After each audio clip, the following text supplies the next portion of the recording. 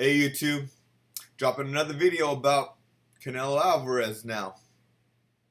I'm a big fan, and not only because he's Mexican, but the boy's got some good skills and he's got some amazing power at 54. But, the community is kind of pissed off at him because this Triple G fight did not happen yet. But look, I'm not going to knock on Canelo for that because I honestly believe that fight is just not ready to be made yet. It's not time yet. And the reason why it's not timing yet is because some people will argue that Triple G still hasn't made a name for himself yet.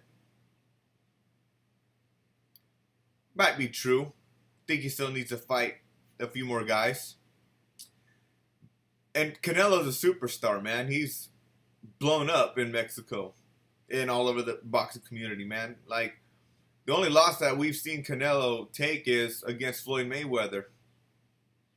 I said in my last video that some people thought that he lost to Lara, but because of effective aggressiveness, he won that fight. Not every fight is won by, copy box numbers like some people want to say. There's a lot of fights there's several fights out there that if you look at the copy box, the percentage and punches landed and stuff like that, sometimes the highest actually lost the fight, even though they didn't get knocked out. I'm not going to go into any specifics, but if you're a boxing fan, you could probably name like 2 or 3 big ones. But anyway, back to Canelo. Boxing, it starts with B-O. And the B stands for business and the O stands for opportunity. And the business side of it is, if you look at it this way, you tease the fans long enough, more and more fans accumulate to this thirst for this fight. It happens. That's, if you look at how Floyd and Manny generated $600 million on their fight, like, that number probably would have never been dreamt of back in 2008, 2009 when that fight was first, in the air. But Canelo's, 25, 26? He's got 10, 12, 15 years left in him. Good years. Because he hasn't even taken beatings yet. Like, Floyd, he marked them up, but he didn't beat them up, okay? Like, Canelo wasn't in the hospital hooked up to an IV after the fight, Canelo probably just took a hot shower and just wiped it off, and boom, I just got a couple marks, but that's it, Floyd's not a destroyer like that, but Canelo is. He just, got hit a lot. But anyway, Canelo is starting to make that big money now. He is starting to make those 10, 15. And he's probably going to start making those $20 million paydays. Good for him, man. Like, that's amazing. At that age, I don't think Floyd and Manny were making those type of purses before they were 30. Oscar's like, look, he's not ready for that fight yet. Well, physically he is, but just financially, no. We need to build it up even bigger so we can sell out the Cowboy Stadium or whatever arena they want to do it at. Triple G, on the other hand, I love the guy's boxing. He's a great fighter. They're both great fighters. But, on a promoter level, in business level, it's just not ready yet. Canelo's not dodging him. And I know some people are like, oh, he's a fake because he called him out, and that's not the next fight we're getting. Once again, it's just not ready yet. Now, you want to argue about the weight. Triple G says 60, Canelo says 55.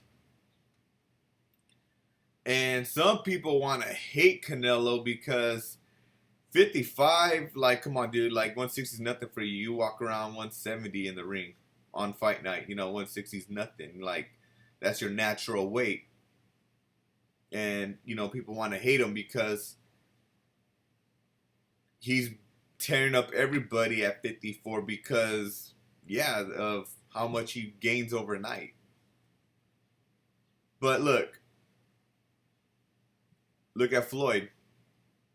Floyd was like 150, 152 when he fought Canelo. Destroyed him. Humiliated him. Just, couldn't get a good punch in, couldn't give him a break, man. Floyd's a master at defense. An opportunity. This Smith guy he's fighting, that's an opportunity. That's, like, he's got a belt. I'll take it. Floyd fought Andre Berto just because he had a belt. And we know Berto's history. Floyd said that, I want to fight fighters that are going to push me. He knew that Berto wasn't going to push him. It was just like a easy payday. But hey, man, that's the business, and that was an opportunity for Berto. So, that's it. You know what I'm saying? Like, we will get that Triple G fight. It just, not yet. And besides, you know what? I'm kind of glad because I want to save up money to sit ringside for that one. So, I'm not mad. I will be there when it happens. And, you Canelo fans, hopefully you guys will probably be there too. Support our boy. Now, what do I think is going to happen in that fight? That one is a real 50-50 fight. Because, look, we haven't seen Canelo fight a man with that type of power. Canelo's chin hasn't been tested by a man like Triple G. And Triple G hasn't fought a man that has skills or a man that's fought Floyd Mayweather before. So, it's curiosity. Floyd really put Canelo on that, pedestal, whatever, He's had some good cards after that fight. And G, I don't think he's really been tested. That's why his knockout percentage is so high, because he fights bums. He's in a non-competitive weight division. Like, when Sergio Martinez was in that weight division, it was non-competitive. There was nobody, like, great. My opinion about Andre Ward is a non-competitive division. That's why he's going up to fight Kovalev. I say Kovalev's going to stop him in 8. Call me crazy, man, but you know what, man? Like, Kovalev ain't no chump, man. He's a knockout artist, man. And Andre Ward is starting to get slow and old. So we'll see what happens. But I'm picking Kovalev in that fight. Obviously, Canelo's going to win this fight. And I don't know what Cal Brook is thinking fighting Triple G. Like, look, don't get me wrong. Khan outboxed Canelo. Khan was the better boxer. But, see, when that power came into play, timing, it was over. If Khan avoided that punch, he maybe could have gotten a decision. But you know what, though? That power, it just, boom, stopped them. And one thing I want to bring up about knockouts, especially Amir Khan, nobody knocks on Amir Khan saying that he can't come back. But when Pacquiao got knocked out, oh man, his fighting days are over. And man, he bounced back, And, they don't bring that up. But, Khan can still come back and take over 47 after a knockout like that. Now Con is like, yo, I want to fight Conor McGregor. I'm like, here you go, man. Like, what's your deal, Con? Are you in the business of humiliating yourself? Like, Conor McGregor will tear you up in an MMA fight. Like I said about Floyd and Conor in boxing, it's like we don't know where to place you because you haven't fought any common opponents. And then you want to turn it around this way where a boxer goes into MMA.